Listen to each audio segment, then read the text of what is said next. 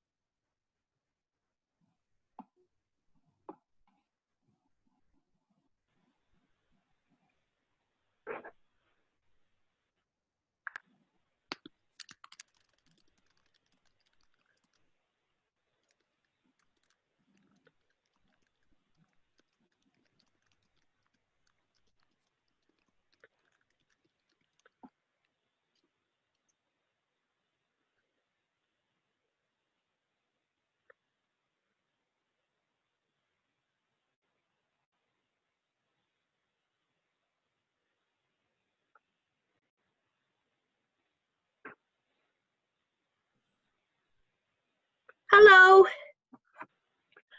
Hello.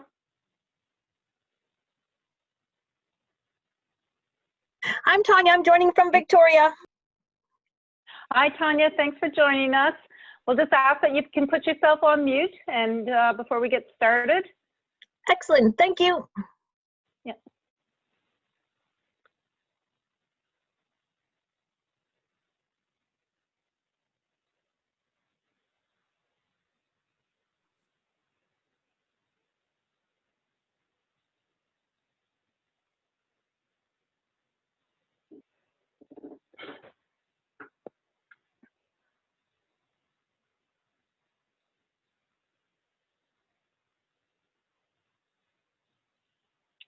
Wait for a few more people to sign on.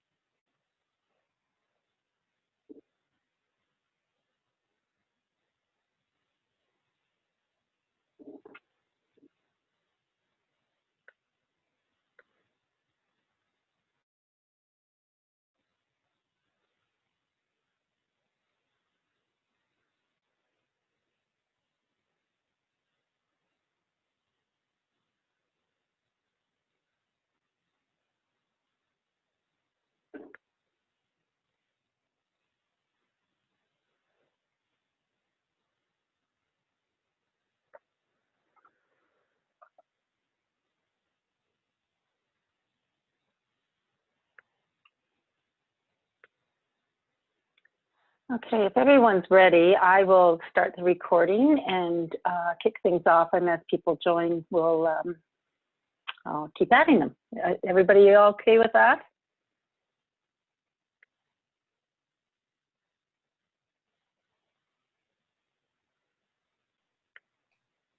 Okay. A couple more coming in.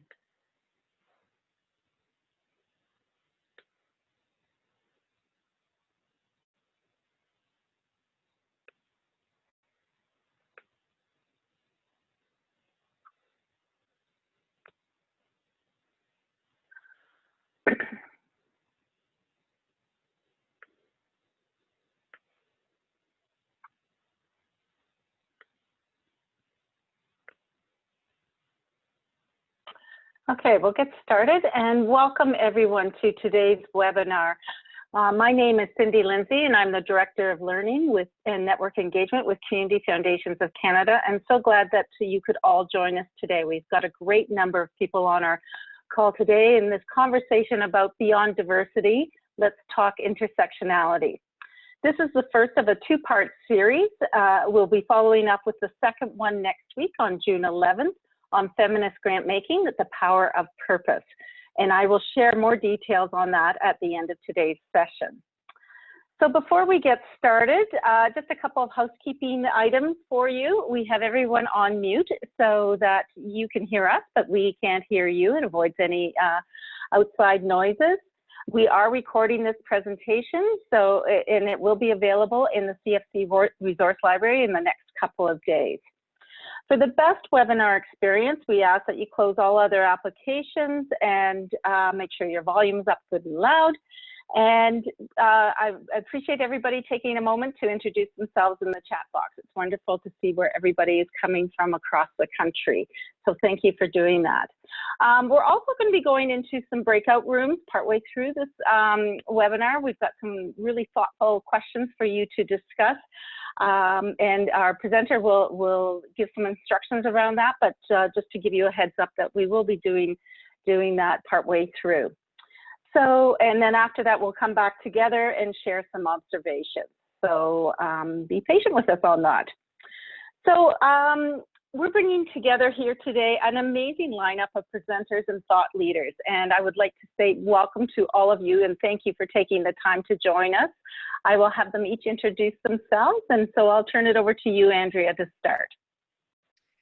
Thanks so much, Cindy. Hi, everyone. Good afternoon, good morning, depending on where you are in the world, in our country.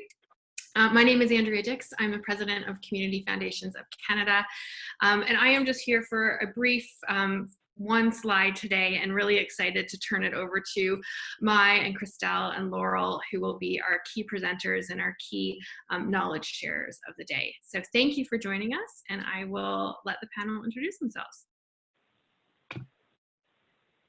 Hi everyone, my name is Mai. I'm so happy to be here with you today and really want to thank you for taking the time during COVID-19 to be part of the webinar on intersectionality. I'm a gender equality consultant with CFC, and I'm also a GBA Plus training coordinator with Global Affairs Canada. So I had the pleasure of talking a lot about intersectionality with different groups, such as the Ottawa Police Service, Canada Border Services Agency, with WAGE, and with various community groups as well. So I'd also like to acknowledge that I am on unceded Algonquin territory today, and my pronouns are she and her. Christelle.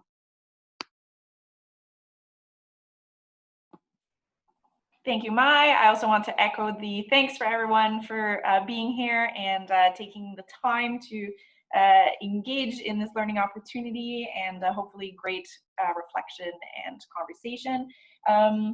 I guess come to this webinar primarily with experience in 2S LGBTQ plus health promotion, having been a trainer, facilitator for different either city level, provincial level, or national level organization, primarily in the education sector.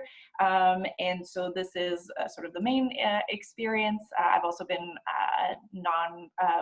program manager in the nonprofit sector for many, many years as well, and have worked in youth and international development sector. So lots of different experiences that I'm bringing. And I do want to acknowledge that I'm located in Toronto, so this is the traditional territory of many nations, including the Mississaugas of the New Credit, the Anishinaabe, Chippewa, Haudenosaunee, and Wendat peoples, and it is currently the home of many diverse First Nations, Inuit, and Métis people. Toronto is covered by Treaty 13 with the Mississaugas of the New Credit, and because there are people here from so many different locations, I encourage everyone to engage in that learning process for where you are situated and what is your relationship to the land that you're on. And Laurel. Thanks, Christelle. Hi, everyone. My name is Laurel Carlton. I wear a bunch of different hats with a a few different organizations, but some of you will know me as a former staff member of Community Foundations of Canada. I currently support CFC in some of its gender equality work, and I have been working with Community Foundations for about 6 years now, and so it's exciting to see both many old friends in the chat box as well as many new faces.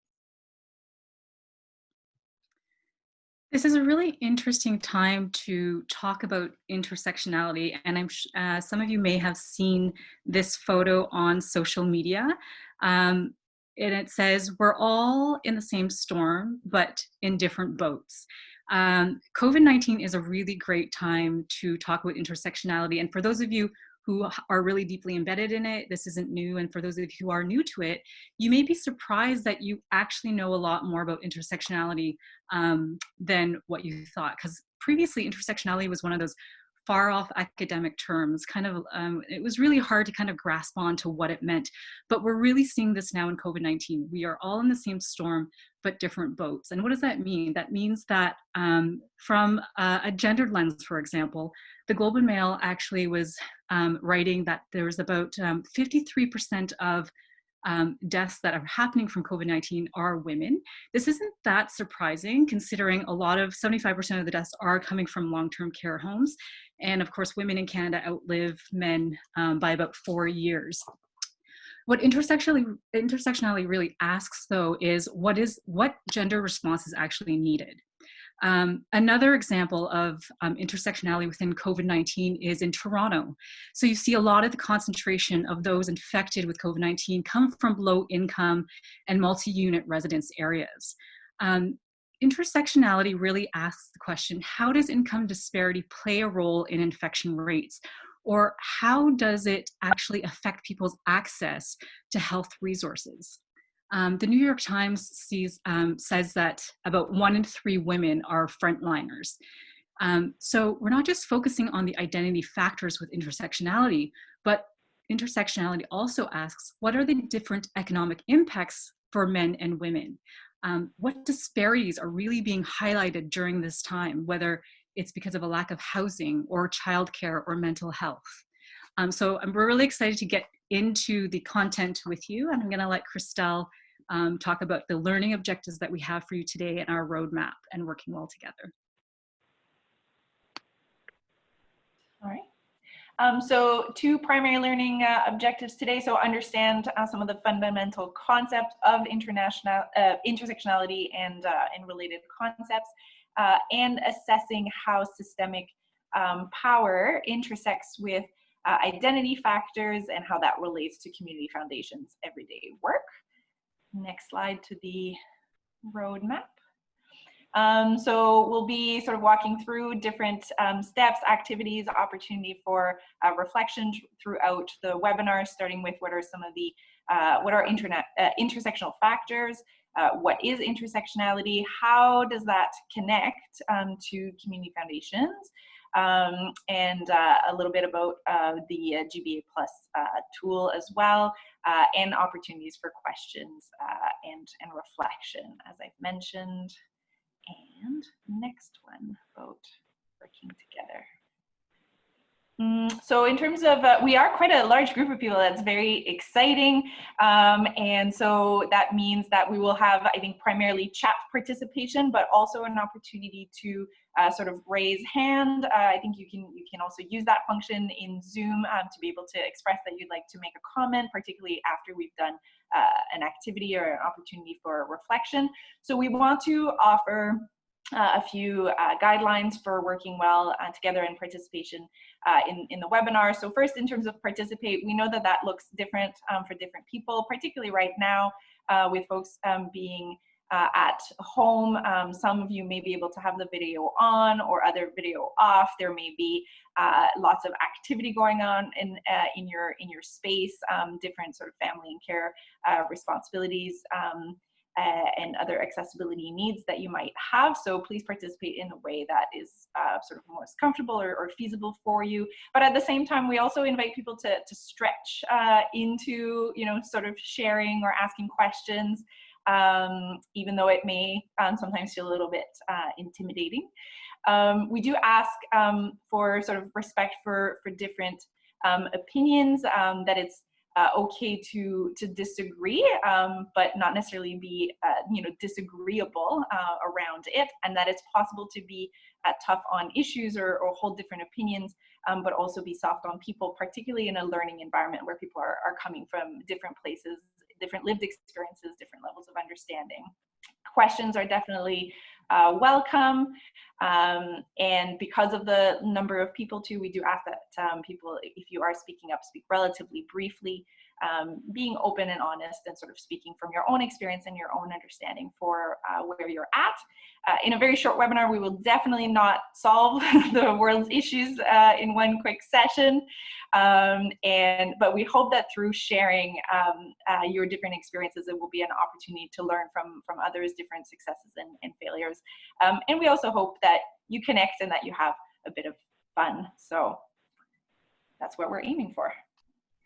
So before we get into our interactive webinar, we'd love to hear from Andrea about a wider CFC perspective on why this topic. Sure, thanks for that, Mai. And I like Christelle, I like your "let's have some fun" as well reference to this, so appreciate that. So Mai and Christelle and Laurel have asked for me to answer one question, and that is, why the topic of intersectionality now? So a couple of reflections. In our conversations, in our work with CFC, with community foundations, with our partners, with community members, we often talk about the work of a community foundation as being about systems change. And we also recognize, I think, that that the system that we are working in has been designed in a way that leaves people behind. So people often talk about it being broken, but we are learning, and it is being revealed that in fact it's more than that. It's that it was designed in a way that leaves people behind.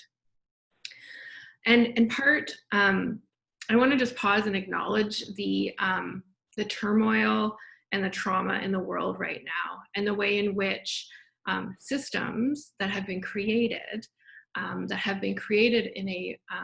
a way that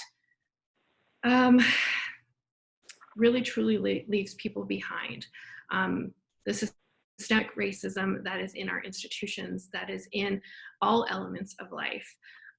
This is why this topic is so important, because of the ways in which we do not have a world that is grounded in equality or equity. We could, but we need to do the work in order to do so. And so intersectionality references the system, and it also references the individuals within that system. And it references that people are not one thing. We are all a variety of incredible, beautiful things, whether it be our identities that are social, that are political, our gender, that are about race or our ability or religion. And there's so many more, but those are just a few. These are the things that make each person uniquely that person, that wonderful, beautiful human being that deserves all of the human rights. And so intersectionality is a way of framing who we are. It's also, as Mai said, a way of revealing the ways in which the inequalities, the injustices that persist in the world impact people differently. And I think, and I know you all agree with me, that as funders, as community leaders, we have a responsibility to learn from and about our community. And this is a part of that.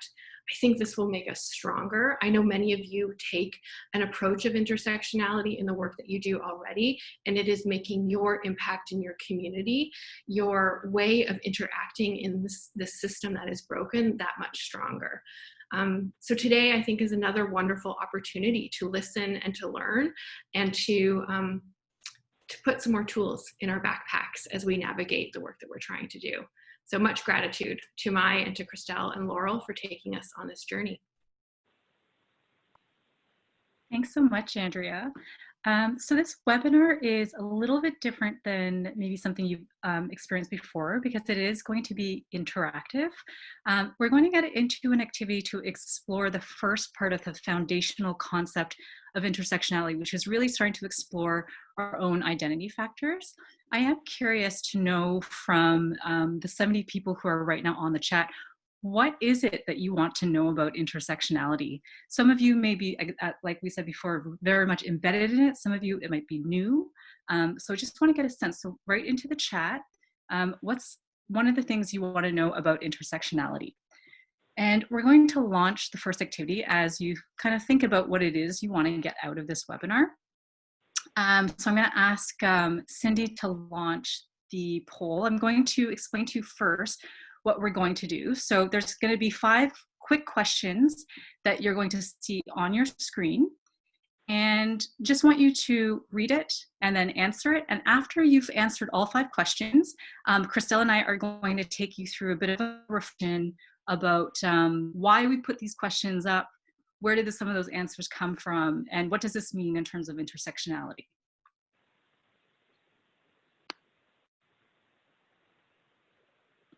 So the first question is up. 1, I have no fear about my gender identity being questioned when crossing a border. Agree, I don't know, or disagree. Number 2, I'm able to take public transportation easily. Agree, I don't know, or disagree. And if you are on the phone, that's why I'm also reading it out loud. You can jot it down in a book, or you can text it onto your phone, your answer. Number 3, I'm rarely self-conscious about my accent. Agree, I don't know, or disagree.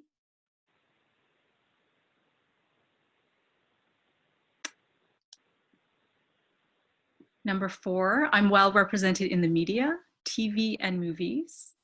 Agree, I don't know, and disagree.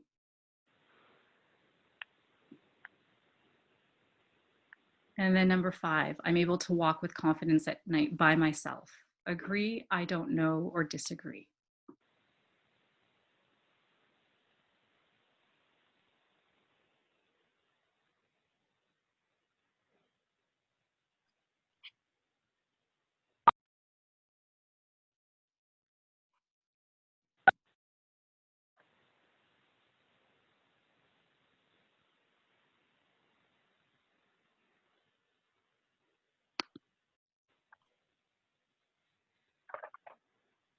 Okay, so we'll give you another minute just to finish the questions. Yeah.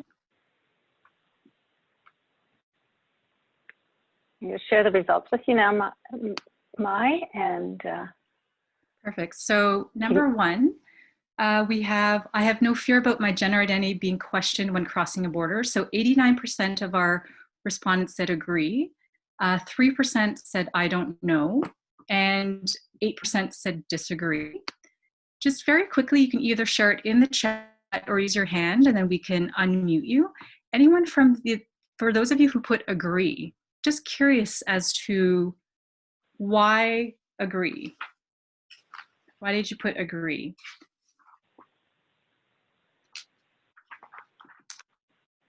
So Cindy, if you see anybody with their hand up, we can unmute them and they can share as well.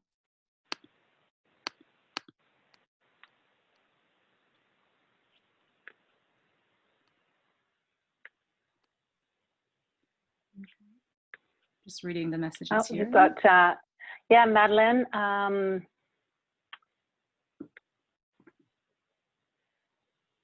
unmute you. Hi, it's Madeline. Yeah, great. Hi, Madeline. Hi, Madeline. Thanks for joining. Hi, I found these questions actually excellent. I have no fear about my gender identity because I would be as unnoticeable as possible because I'm an average white woman who is older and who wouldn't, unfortunately or fortunately, flag the unfair labels and qualifiers they use to judge us. So that wasn't a positive question as much as it was saying, I don't fear because I think statistically I would just go below the radar. Okay, great. Thank you, Madeline, for sharing that.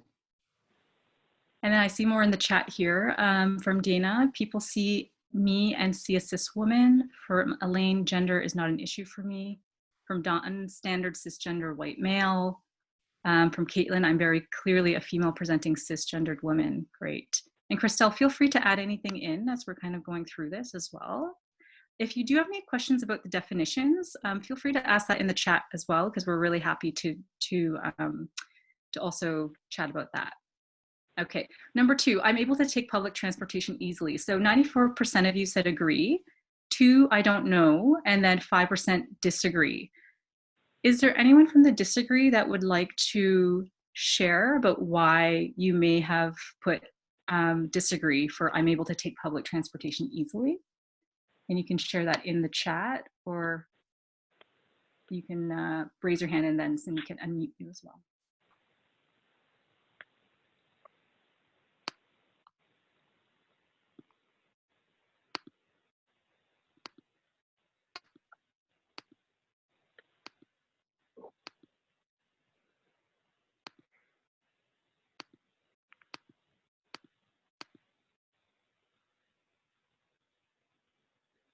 Disagree. So Raymond wrote, I live somewhere that does not have public transportation that's set up.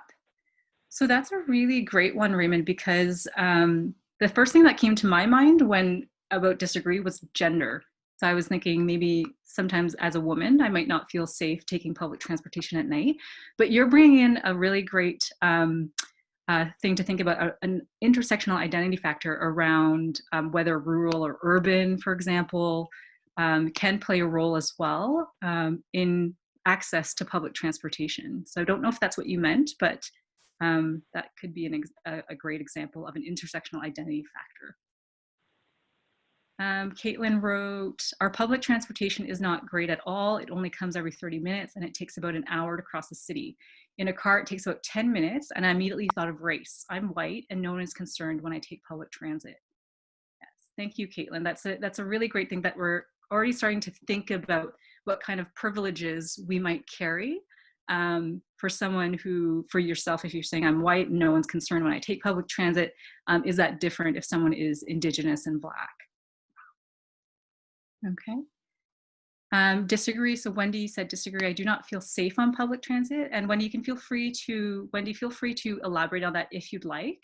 But there could be a variety of reasons why people don't feel safe on public transit, whether it could be mental health, it could be gender, it could be the urban-rural divide, it could be race. And so I like that we're already starting to think about those identity factors that play into intersectionality. So number 3, I'm rarely self-conscious about my accent. So 82% of you said agree, 3% I don't know, and then 15%, a little bit higher, disagree. So anyone from the agree, would you like to just put into the chat why you put agree? And then for those of you who put disagree, if anyone feels comfortable, you can raise your hand and we can unmute you. And you can also put it in the chat as you'd like.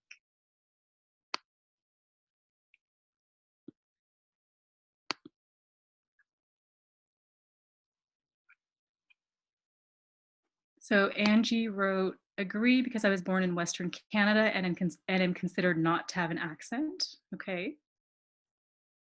Yeah, so if you're, maybe those of you with Canadian accents, if you're in Canada, you might not have to think about an accent. Again, typical Anglo-Canadian in Western Canada, that's from Dawn. And I like, Dawn, that you were very specific about being Anglo-Canadian, because again, that can change in a context where maybe suddenly you're in Quebec, or someone who's from Quebec or Franco-Ontarian could be in a different part of Canada. Okay, let's move on to number 4. I'm well represented in the media, TV, and movies. So 65% of you said agree, 8% I don't know, and disagree, 27%. So I'll ask you to do the same thing. For those of you who agree, you can put it into the chat or you can unmute yourself. And for disagree, also curious as to why you chose that.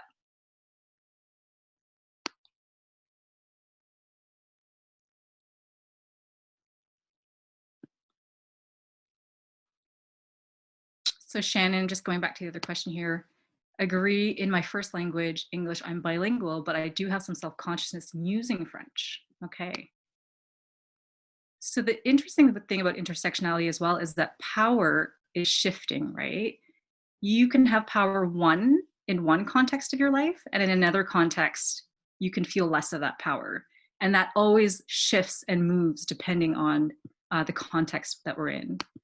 Charles wrote, back to question number 4, I'm ethnically Chinese, but don't see a lot of Chinese characters and artists on TV or in movies. Okay.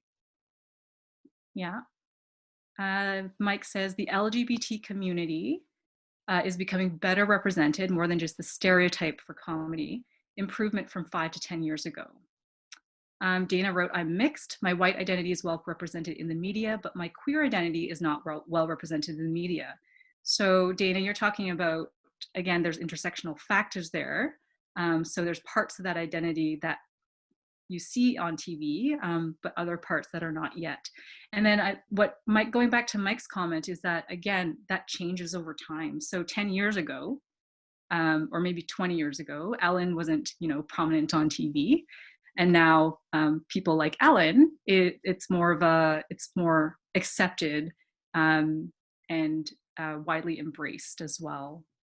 So these things can change over time as well. I want to make sure to just mentioning, I think Jack has commented that there are very few Black people on Canadian television. So another lack of representation. Great, thanks, Christelle, yes.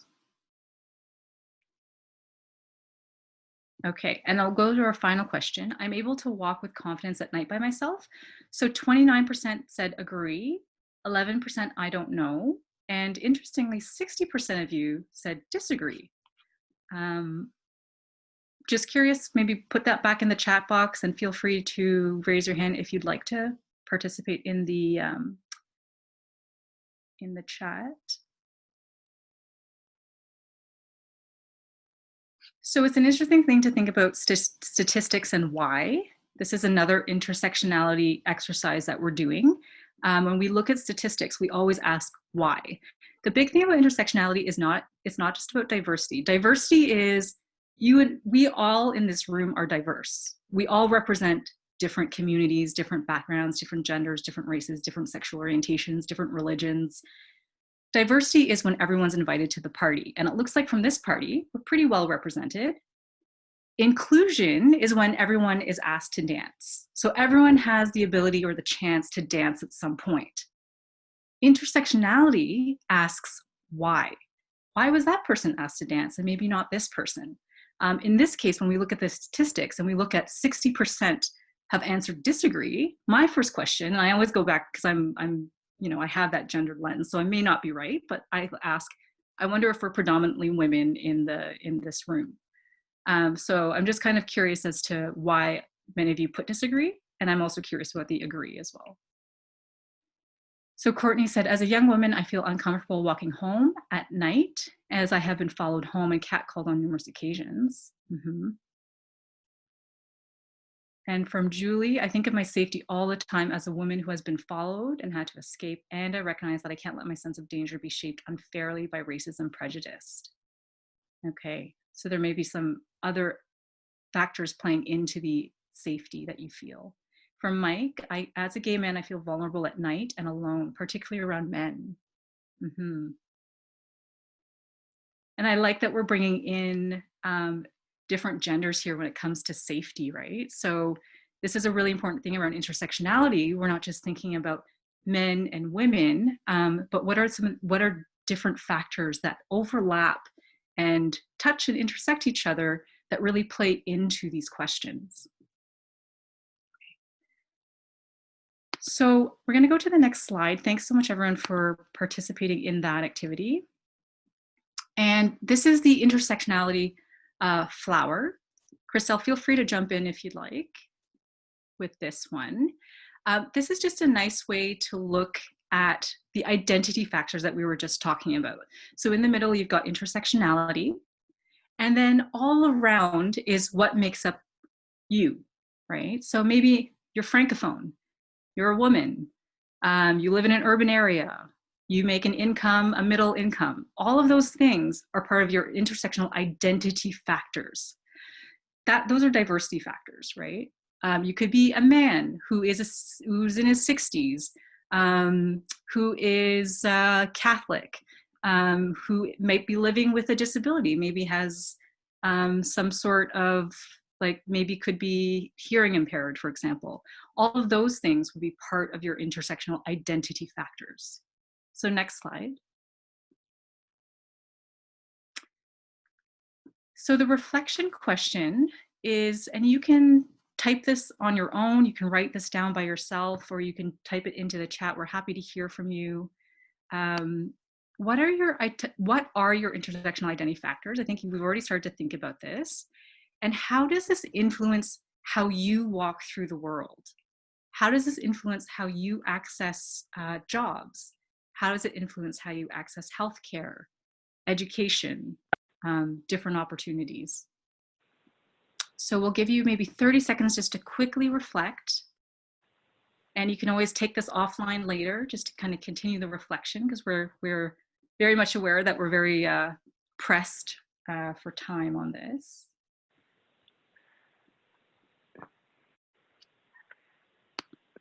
I think did someone unmute themselves? If you wanted to share, feel free to share as well.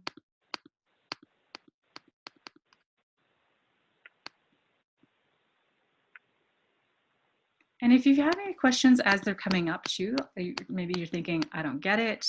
I'm still not quite sure. I've never had a chance to reflect on it. We're really also happy to hear that from you as well.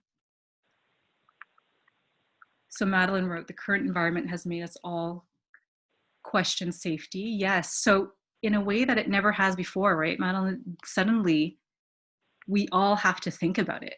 And that's something that COVID-19 has done. It's, in a way, it's a blessing, because it really does make us think and suddenly become aware of where we are in our space in a way that we took for granted before. Okay, Elaine, I love this intersectionality flower. Great. Yes, your flowers change over time, not fixed, exactly. Christelle, we were talking about that, eh? Yeah, if I can, I guess, connecting it back, Mai, to what you said about also like the system of power changes based on where you are. So using some of my own example, for example, I grew up in Quebec. I'm a French speaker. I also speak English very fluently. They're both colonial languages, so I have access to both colonial languages of this country. But, you know, I went from a Francophone majority, you know, environment where I was experiencing my language in a particular way, and to then living in Ontario for an extended period of time in a language minority environment. So I'm still Francophone in this case, so that part of me hasn't changed, but certainly where I move then will have an influence on how I access and experience the world. And when it comes to like gender presentation, for example, that is something about me that has changed, how my gender sort of presents to the world. So that's something that has changed.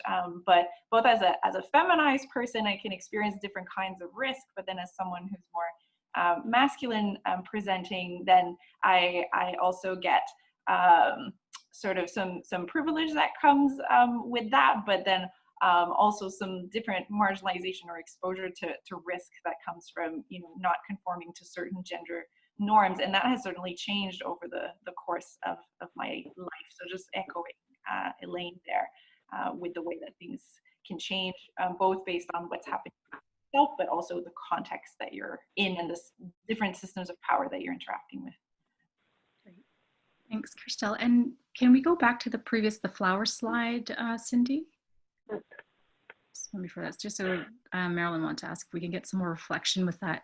Just a very quick question, then we'll move on to get into actually intersectionality here. But what is an example of a factor that can change over time? What's an example of an identity factor that can change over time? Income? Yes. Age? Excellent. So age is definitely something at some point, abilities, where we will experience that shift of power, right? When I was in my 20s, I never had to think about age. And now when I'm in my late 30s, I only realize my age when I'm hanging out with people who are in their early 20s, and they're like, oh, you're so old. Like, what's with the gray hair? And then it's when I'm with people in their 60s, they're like, oh, you're still young, don't worry about it. And so it's really interesting to feel the shift of power within age, and ability can definitely change within that. Okay, so let's move to the slide on the diversity wheel, Cindy.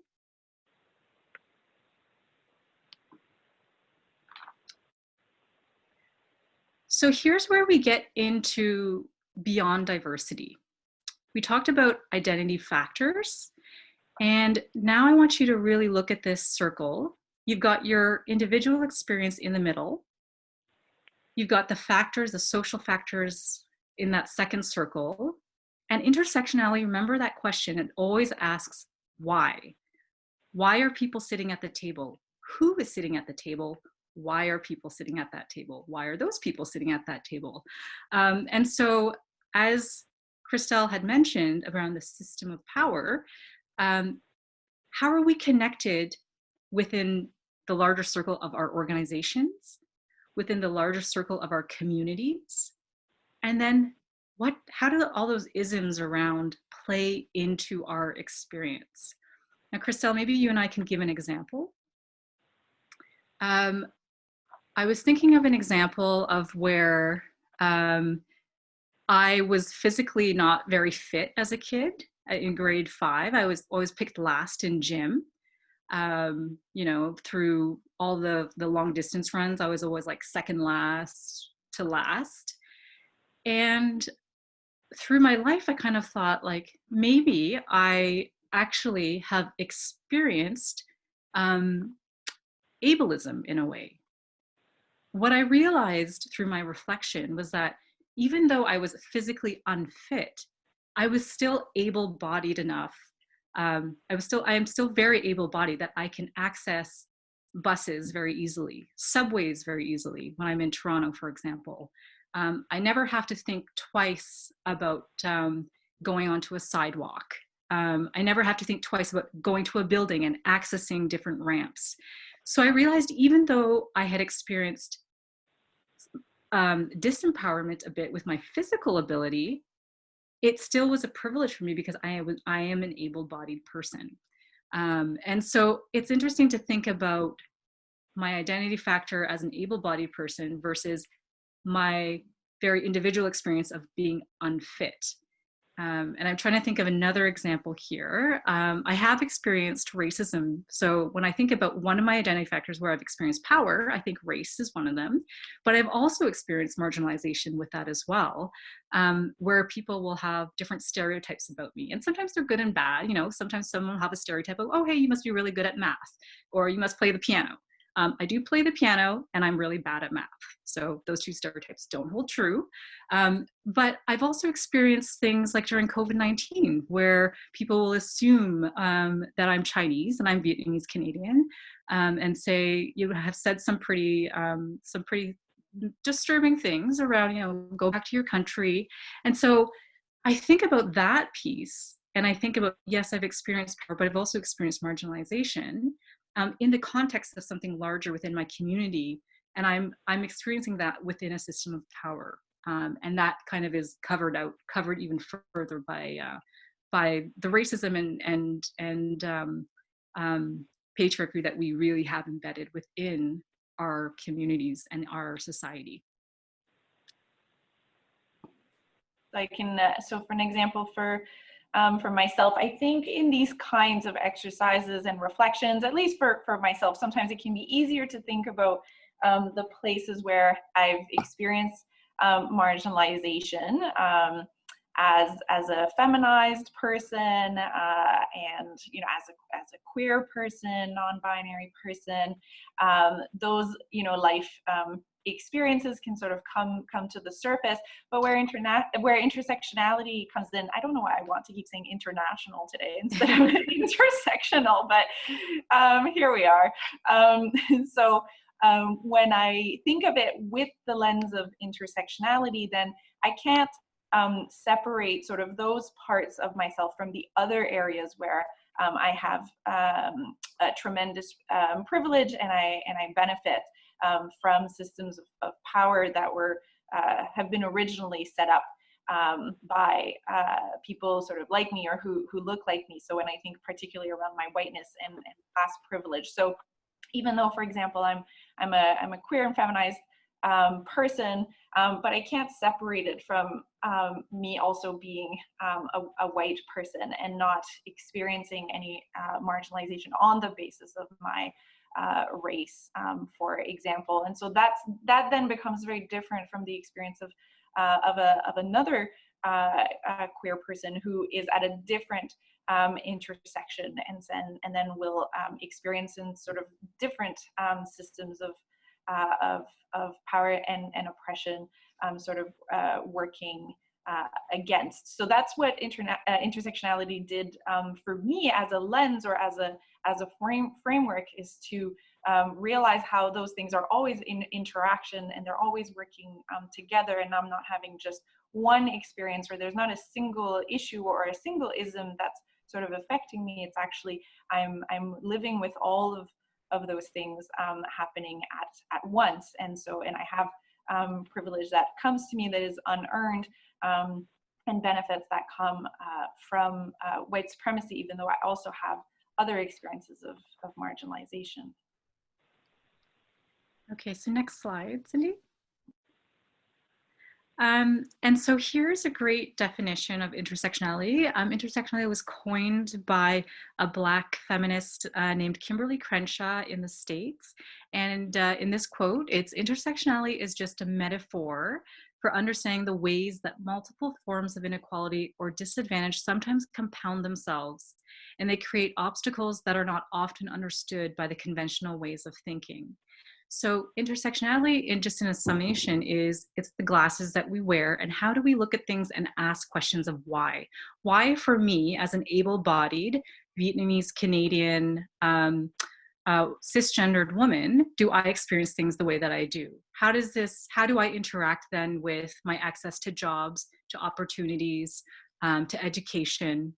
For Christelle, it would be something different based on Christelle's identity factors. And so going back, just to kind of think about a simple question about intersectionality, just ask why. Why is that group, why is that person experiencing things the way that they are? It's kind of just trying to simplify it a little bit. So Jack, and I'm sorry if I'm not pronouncing it right, your name, but I think it's interesting to think about your own intersectionality, but also that each person has own intersectional identities. None of us are one-sided. Yes.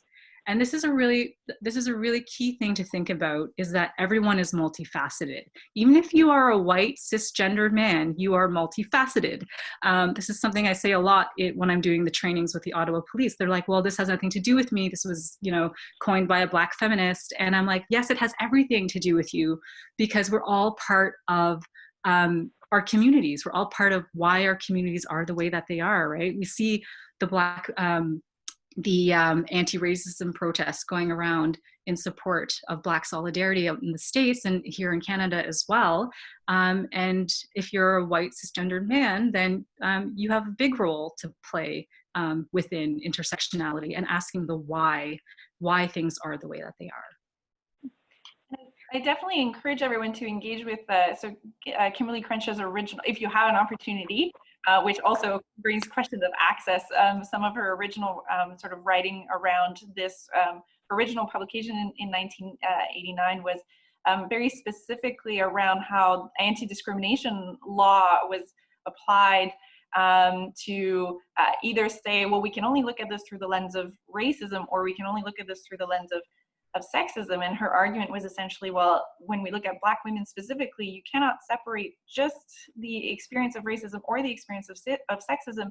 There is a very specific intersection of the experience of Black womanhood and experiencing both of these things at once. And so it's very, very interesting sort of material to engage with, and then to see how those multiple systems of oppression impact people differently.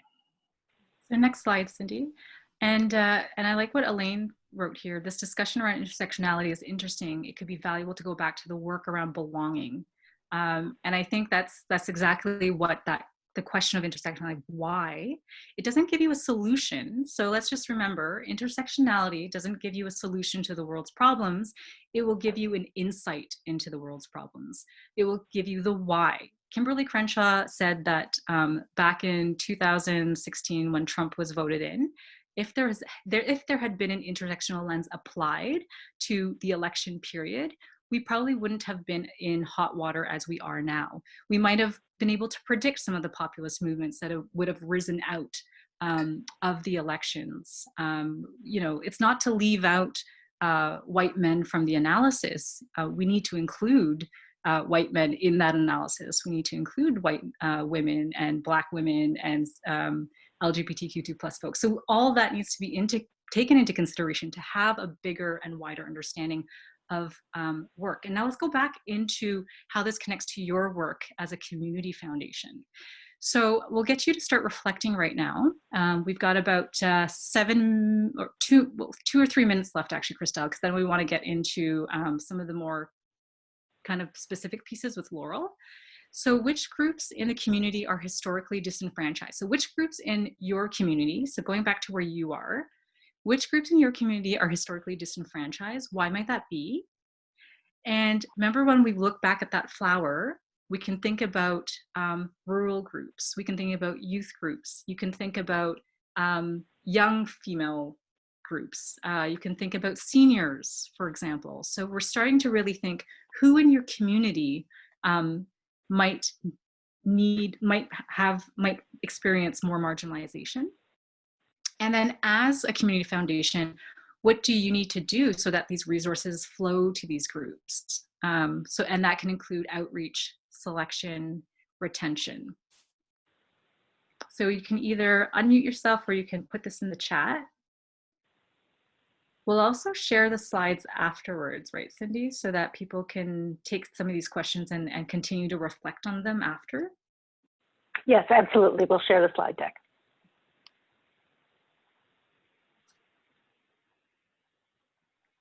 So maybe as we're reflecting, I'm gonna move, just because of time, to Laurel. And Joan, I like that you're starting us off with poverty. So many are left on their own, and newcomers, for example, women, people with mental health issues and poverty. And then Laurel, I'm gonna let you continue this discussion with what you have to share, because you have a very specific experience working with CFs.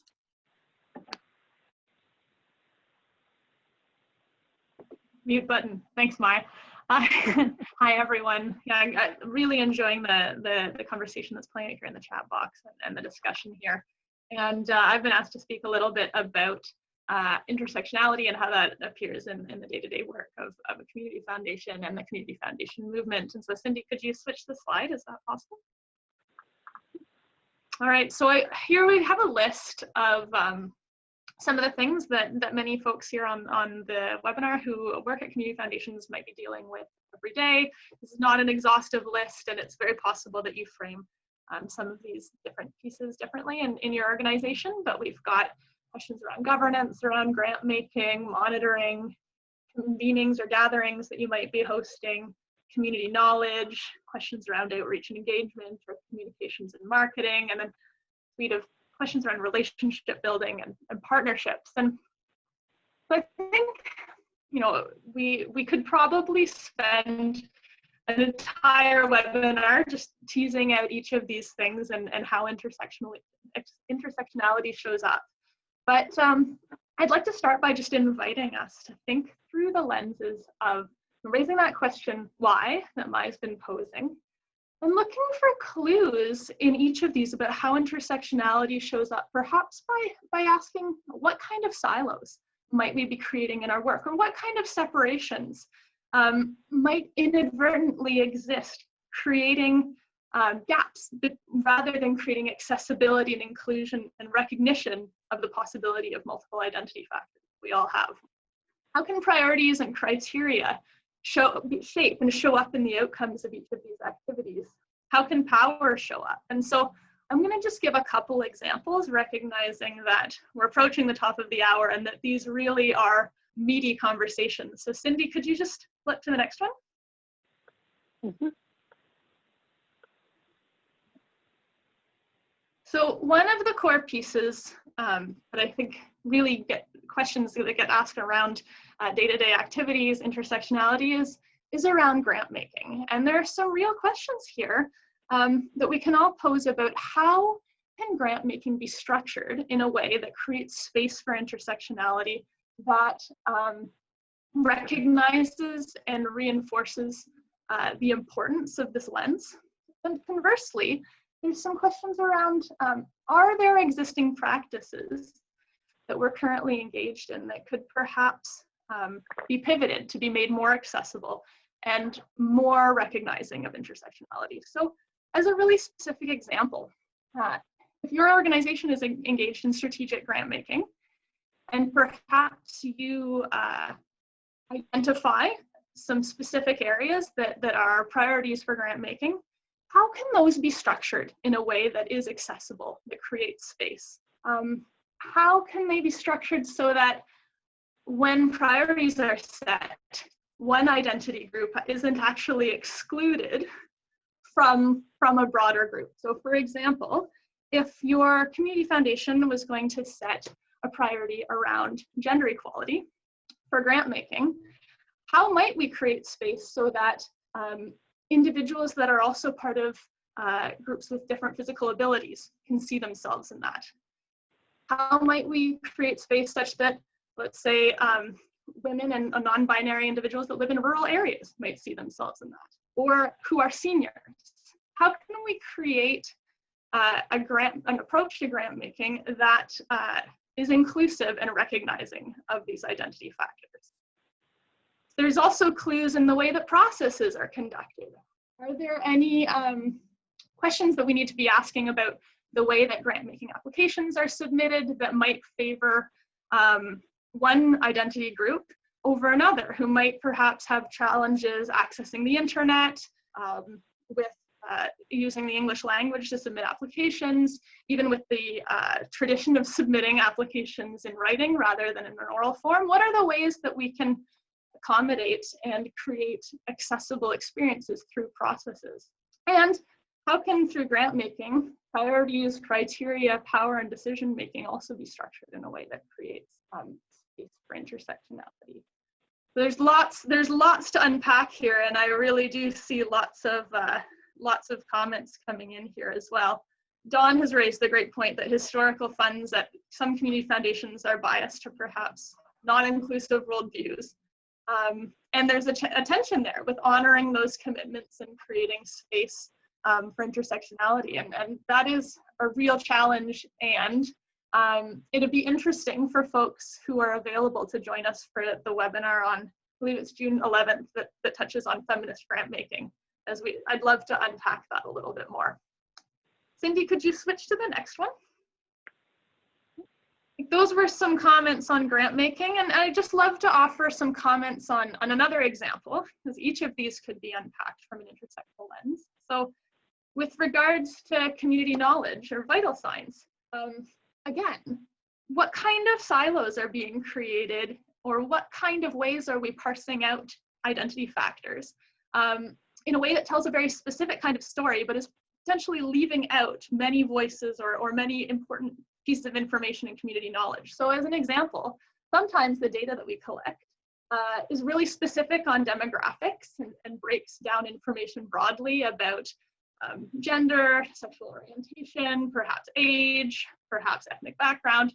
And then in a separate kind of narrative, the data around health and education and transportation is presented. And so is it possible to disaggregate some of that data, or at least to consider what gaps may exist when the demographic information is taken separate from the more outcomes-based data? And I recognize that not all data is always easily accessible, but is there something that we can be doing to shine a light on the realities of intersectionality, whether it's through storytelling or even just posing that question again, why? And perhaps the follow-up question of what are we missing here? There's lively conversations going on in the chat here, and I don't want to skip by them, but I am aware of time, Mai, so I'm curious, what would you advise? Shall we pass it back to you, or what do you think? I'm just conscious that people have to get back to work or to home life. Laura, are you okay if we start to do a wrap up? Yeah. I think just as a last comment there, I guess I would just say each of these activities, I'd encourage you to think them through. What are the silos that we might be creating? What are the processes and why are they the way they are? Are there pivots that we can be making to be more inclusive of intersectionality and multiple identity factors? So thanks for including me, Mai. That's great. Thank you so much, Laurel. So Chriselle and I are going to bring you home here. I know we went through a lot of content in the last hour. And so if you're feeling confused, that's okay. And if you're feeling like, oh, we don't have the answers yet, that's okay. It's a complex topic, and we really want to just point you to some of the tools and resources. You can find this on the Women and Gender Equality website, or the formerly Status of Women Canada. Demystifying GBA plus Job Aid has a list of all these great questions that ask intersectionality questions in a way that's really accessible. Caitlin was saying in the chat here that, you know, her community is very traditional, and so the concept of intersectionality is really hard to sell. And I think really what you want to do is just break it down. So the real question is, why are some groups left behind and some groups not? What are the barriers to groups being left behind, and can we find solutions to these barriers? The Stats Canada has a great gender diversity and inclusion stats portal with disaggregated data. Women in Canada has a gender-based stats report. And of course, we have our second webinar coming up on June 11th, feminist grant making. And so that hopefully will actually get a bit more into being able to work in small groups and getting into some of these, what are some of the issues, and maybe what are some of the solutions as well. Okay, so thank you so much, everyone, for joining us. Christelle, do you want to give us our last word, and then we'll close? Yeah, thank you, everyone, for joining us. I want to, I guess, circle back. So learning objectives, you know, for today was to understand some of the fundamental concepts related to intersectionality. Hopefully, this was an opportunity for some of the personal reflection, for some of the identity factors, and how it impacts how you move through the world, but then sort of taking that concept into an analysis of you know, systems of power, how groups are impacted differently, and not impacted just on a single axis or sort of one system of oppression, but really in these different ways that cross over. And so I hope that that is what we were able to offer as an introduction to the topic. Thank you so much for all of your contributions in the chat. It's been really, really valuable to have the discussion move forward in that way. And hopefully you join the follow-up webinars. Thanks, everyone. Have a great afternoon. Thanks, Mai, Christelle, Mai, Laurel, and Andrea. Thank you so much. You've mentioned the Feminist Grant Making the Power of Purpose webinar that is next week. We also have a couple of lightning talks coming up this week, really centered around our emergency community support fund. These are 30-minute sessions. If you want more details on that, you can also go to the link that's there on the page here. So again, thank you so much for this. Wow, this was really a great first step, and I don't think it'll be the only step as we continue our learning journey on this. So thank you all for being here today.